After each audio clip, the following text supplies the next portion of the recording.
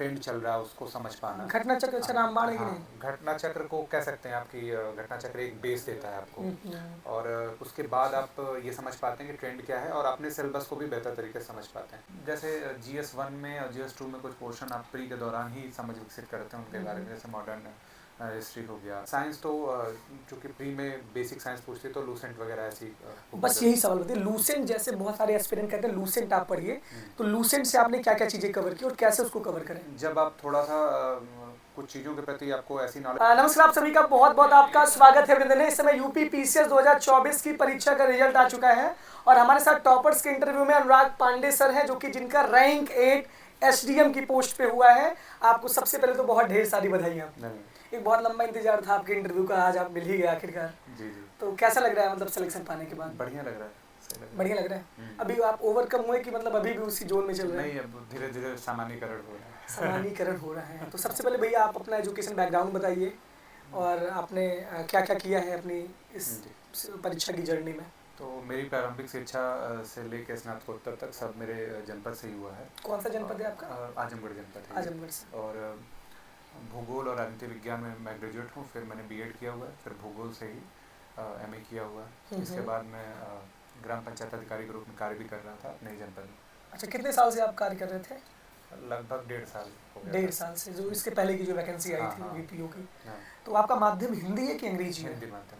हिंदी माध्यम की स्ट्रैटेजी बताने वाले हैं। और आपने कोचिंग किया था कि बिना कोचिंग के आपने तैयारी की भैया? नहीं, मेंस के लिए मैंने कुछ टीचर्स का कोचिंग का सहारा लिया था। अच्छा, हाँ जी। मतलब फाउंडेशन बैच आपने ज्वाइन किया था क्या? मैंने कभी पूरी तरह से कोचिंग या फाउंडेशन का पूरा कोर्स नहीं कर पाया था। मुझे जहाँ जहाँ लगता था कन्फ्यूजन है वहाँ मैं वीडियो से सहारा लेता। वहाँ से वीडियो से सहारा आप लेते थे। हाँ।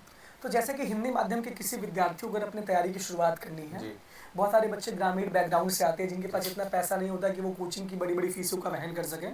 प्रयागराज में भी रह के बहुत सारे बच्चे ग्रेजुएशन कर रहे हैं जी। तो उनके लिए क्या आप कहना चाहेंगे कि वो तैयारी की शुरुआत कहाँ से करें, बेसिक कैसे कवर करें, NCERT पढ़े तो कैसे पढ़ें, आपने क्या क्या किया था?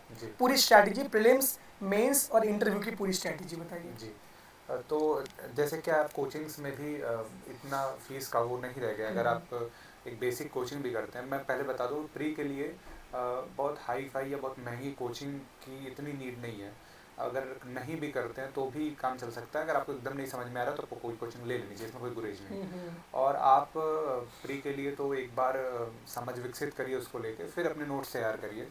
फिर PYQ उसके साथ साथ बहुत ज़रूरी है। घटना चक्र के PYQ जो इस समय ट्रेंड चल रहा है उसको समझ पाना। घटना चक्र अच्छा रामबाण है कि नहीं? घटना चक्र को कह सकते हैं आपकी घटना चक्र एक बेस देता है आपको, और उसके बाद आप ये समझ पाते हैं कि ट्रेंड क्या है और अपने सिलेबस को भी बेहतर तरीके से समझ पाते हैं। तो सिलेबस, घटना चक्र और ये शॉर्ट नोट्स, ये मुझे लगता है प्री के लिए पर्याप्त है। फिर वापस आप जितने ज़्यादा क्वेश्चन से गो थ्रू होते हो उतना ज़्यादा आपके एरर मिस्टेक कम होते हैं। तो मैं बुक लिस्ट क्या होनी चाहिए बच्चों की? बुक लिस्ट का ये है कि हम लोगों ने विपिन चंद्रा वगैरह, मॉडर्न इंडिया के लिए लक्ष्मीकांत, और ज्योग्राफी के लिए तो बेसिकली टीचर्स के ही नोट्स। कौन से टीचर के नोट्स? कुमार गौरव सर के नोट्स मेरे पास थे, मैंने उनका पढ़ा था तो उनके नोट्स थे। और अर्थव्यवस्था मैंने एक अरुण सर से पढ़ा था तो उनके अरुण सर से आपने पढ़ा था। हाँ। और साइंस कहाँ से कवर किया आपने? साइंस तो चूँकि प्री में बेसिक साइंस पूछती है तो लूसेंट वगैरह ऐसी। बस यही सवाल होती है, लूसेंट जैसे बहुत सारे एस्पिरेंट कहते हैं लूसेंट आप पढ़िए, तो लूसेंट से आपने क्या क्या चीज़ें कवर की और कैसे उसको कवर करें? जब आप थोड़ा सा कुछ चीज़ों के प्रति आपको ऐसी नॉलेज हो जाती है तो रिवीजन के लिए आप लूसेंट पे रिलाई कर सकते हैं, वो भी लास्ट टाइम पे। और लेकिन टोटली किसी चीज़ पे रिलाई करना नहीं सही है। आप एक शॉर्ट नोट ऐसा तैयार करिए जिसमें लूसेंट की भी चीज़ों को ऐड ऑन कर लीजिए, PYQ भी ऐड ऑन कर लीजिए, एक कंपाइलेशन रहे ताकि आपको लास्ट टाइम रिवीजन के लिए कोई दिक्कत ना हो। कोई दिक्कत ना हो। साइंस कहाँ से आपने लूसेंट से साइंस कवर किया? इन्वायरमेंट कहाँ से कवर किया आपने? इन्वायरमेंट भी जैसे जो घटना चक्र उसकी थी तो इन्वायरमेंट के PYQ नोट्स बना लिए। कुमार गौरव सर ने कुछ इन्वायरमेंट पढ़ाया भी था तो नोट्स और वो जो कॉन्सेप्ट है दोनों का कॉम्बिनेशन करके मैंने इन्वायरमेंट पढ़ा था। जैसे आप हिंदी माध्यम के छात्र हैं, हिंदी माध्यम वालों को भी कहा जाता है हिंदू रटिए तभी काम होगा, ये सारी चीज़ें बहुत इंपॉर्टेंट है। तो करंट अफेयर्स कहाँ से आपने कवर किया? करंट अफेयर्स असल में मुझे इतना टाइम नहीं रहता था कि मैं डेली करंट अफेयर्स कवर कर सकूं, तो मैं जो मंथली बुक्स आती थी उनको देख लेता था। और फिर जब लास्ट में एक कंपाइलेशन आता है तो उस पर मैं बहुत प्री के लिए करंट पे बहुत रिलाई नहीं कर पाता था क्योंकि मैं डेली कवरेज लेता नहीं था, तो इस वजह से मेरे पास इतना टाइम नहीं रहता था। तो वही जो कंपाइलेशन लास्ट वाला आता उसी के एक नोट्स तैयार कर लेना, उसी को बार बार रिवाइज करना, उसी से किया। जैसे कि भैया यूपी पीसीएस का प्रीलिम्स जो है दिसंबर में होने वाला है, जी। तो आपका कितना अटेम्प्ट रहा है और आपने कितनी बार प्रीलिम्स निकाला है, उसके हिसाब से मतलब आप बताइए। तो पहला अटेम्प्ट 21 वाला रहा, प्री नहीं निकला उसमें से। फिर उसके कुछ ही महीने बाद 22 का अटेम्प्ट था, तो उस दौरान मेरा समीक्षा अधिकारी का मुख्य परीक्षा था, जो भी वो भी नहीं क्वालिफाई हुआ, तो 22 वाला मैंने ड्रॉप कर दिया। फिर मैंने टाइम लिया, 23 का फिर प्री निकला, तो इंटरव्यू कॉल नहीं हुई, मेंस में कुछ नंबर रह गए।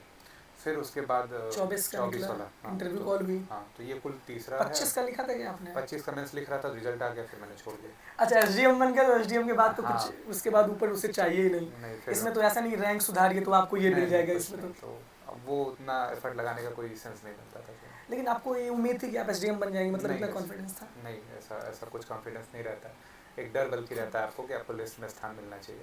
पिताजी और आपके क्या करते हैं भैया? पिताजी मेरे तो रिटायर्ड हैं, फिर अभी किसानी करते हैं। अच्छा, हाँ। तो मतलब एक तरीके से सबसे बड़ा रोल इस जर्नी में किसका रहा आपकी लाइफ में? परिवार का रोल रहा, मेरी सिस्टर हैं, मेरे ब्रदर हैं, उन लोगों का रोल रहा। अपनी शुरुआती पढ़ाई, फिर मैं उन लोगों पे बेस्ड था, फिर आगे पढ़ाई, तो परिवार का रहा। फिर मित्रजनों का बड़ा साथ रहा, बड़ा एंजाइटी होता था, तो बहुत मित्रों से थोड़ा सा हाई टोन में बात करना, तो वो लोगों ने भी समझा कि हाँ, अभी थोड़ा। प्रशांत बेग साथ आप आए भी हैं, वो हाँ, अपना स्टेटस आपको इंटरव्यू दिलवाने भी ले गए थे। प्रशांत, उस दौरान मेरी तबीयत बहुत ख़राब हो गई थी, प्रशांत का है उस दौरान बहुत ख्याल रखा, तो यही मित्रों का रोल होता है। दूसरे मित्र आपको थोड़ा सा ये सब के बारे में, अपने व्यक्तित्व के बारे में भी सचेत करते हैं, तो वो उन सब में बड़ा रोल रहा। अच्छा, एक और बात यहाँ पे कि बात करते हैं मेंस के लिए, जी। GS1, GS2, GS3, 4, 5, 6 से लेकर के ऐसे और हिंदी, इसकी पूरी स्ट्रैटेजी बताइए कि क्या क्या चीज़ें मेंस के लिए बच्चे फॉलो करें। जैसे GS1 में और GS2 में कुछ पोर्शन आप प्री के दौरान ही समझ विकसित करते हैं उनके बारे में, जैसे मॉडर्न हिस्ट्री हो गया, जोग्राफी हो गया, तो उनके लिए तो मैं दोबारा फिर नहीं उन पे गया।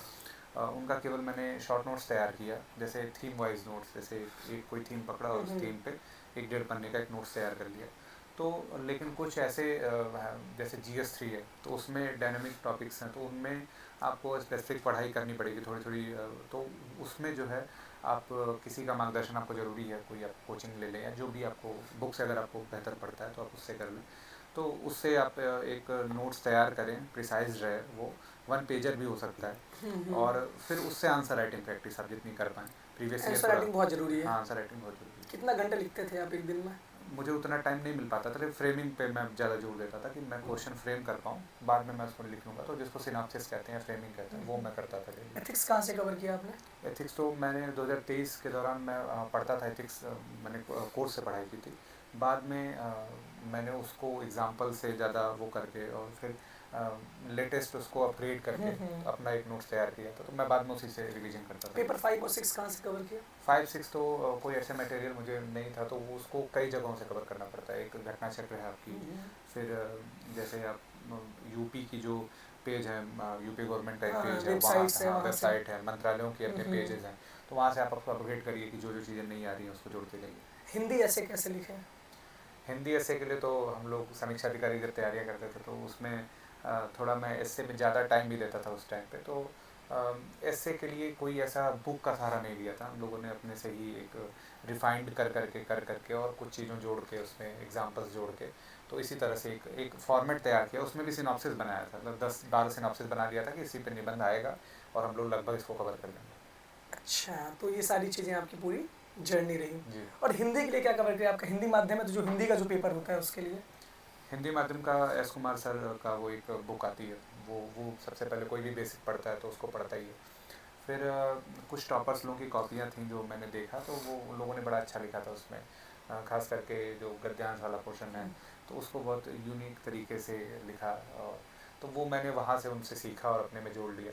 बाद में मैंने और लोगों को भी ये बताया कि भाई ऐसे लिख सकते हैं, तो मेरा जो ग्रुप है, जिसको हम लोग कोर मेंस करके ग्रुप है, उसमें बल्कि कुछ लोगों को समीक्षा के दौरान मैंने बताया कि ऐसे लिखा जाए तो बढ़िया है, तो उन लोगों ने फॉलो किया। तो वैसे ही है, आप सीखते हैं किसी से किसी समीक्षा देने के प्रत्येक दिन आपने वापस लिया था? हाँ, ले लिया। एसडीएम बन गए तो समीक्षा अधिकारी। हाँ, वो तो ज़रूरी था भाई, एक और रिक्ति क्यों क्यों खराब की जाए। तो ओवरऑल मतलब आपका एक्सपीरियंस बहुत अच्छा रहा। भैया ने एक एक चीज़ें बताई आपको कि इनको इतना टाइम भी नहीं मिलता था क्योंकि ये जॉब में ऑलरेडी थे, तो उसके पहले इन्होंने तैयारी बहुत अच्छे से की थी। और एक तरह से अगर आपको सफल होना है तो सफलता का मूल मंत्र क्या है? आखिरी सवाल आपसे। सफलता का मूल मंत्र है, आप निरंतरता बनाए रखिए, एक तरह का धैर्य बना के, लगातार अपने ऊपर भरोसा करके, और गिव अप नहीं कर सकते आपको। और एक चीज़ और मैं कहूँगा कि जैसे आदमी होता है कि एक्सेलेंस से ज़्यादा निरंतरता पे ध्यान दीजिए। ज़्यादा जैसे क्या होता है कि आप बहुत ज़्यादा अगर कॉम्प्लिकेट करते हैं चीज़ों को, तो आप फिर दिक्कत आती है, वो आपके प्रयासों में दिखती है। तो सिंप्लीफाई रखिए, सिलेबस समझिए, थीम समझिए, थीम के आधार पर नोट्स बनाइए, रिवीजन करिए, यही है। यही बात है। बहुत बहुत धन्यवाद भैया, बहुत बहुत आभार। और आप आगे ही ऐसे उत्तर प्रदेश में अपनी सेवा देते रहें, जिससे कि एसडीएम जो आप बने हैं उस सपने को और आप साकार करें और सबसे बेस्ट एसडीएम बने आप पूरे यूपी के। ऑल द धन्यवाद, बेस्ट। थैंक यू धन्यवाद। भैया।